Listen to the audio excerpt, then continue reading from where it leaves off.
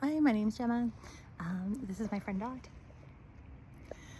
She's a TNR cat from a colony that we help to look after, and don't worry, they're completely controlled.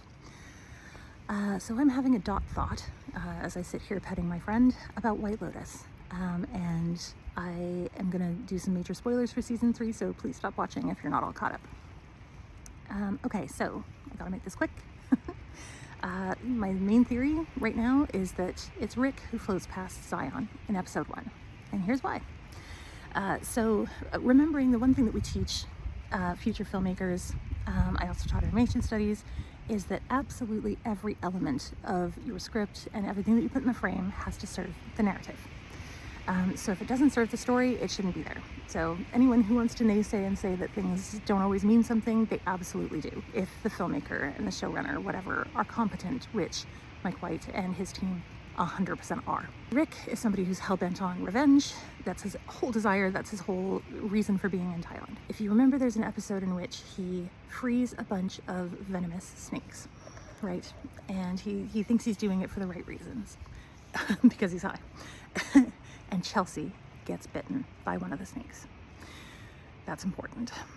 So the whole episode in which he tries to exact his revenge and is unable to, even though he totally has the opportunity, totally has the means and the motive, probably the most valid motive of anyone in all 3 seasons, provided what he was told by his mom was true. He can't do it. He has an opportunity then to, and this is also meaningful, paint the town red with his buddy Frank. And Frank partakes in all the indulgences while he's relapsing, and Rick takes part in basically none of them. He sits there sort of meditatively while all this indulgence is going on around him. So this is all in the context of the monk, talking about all of us having the capacity to kill, even though Rick, who may have done shady things in the past, he knows how to use a gun after all, and to acquire one, doesn't. He has it, and he can't do it. So the fact that he's meditative at the end of that episode demonstrates that he has freed his inner snakes. He's released all that venom, all that poison, and come to terms in his own way with his father's passing and with his father's murder and with his lack of need to get his revenge.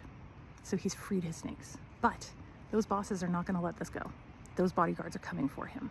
And Chelsea is going to be bitten by the result of his freeing his snakes once again.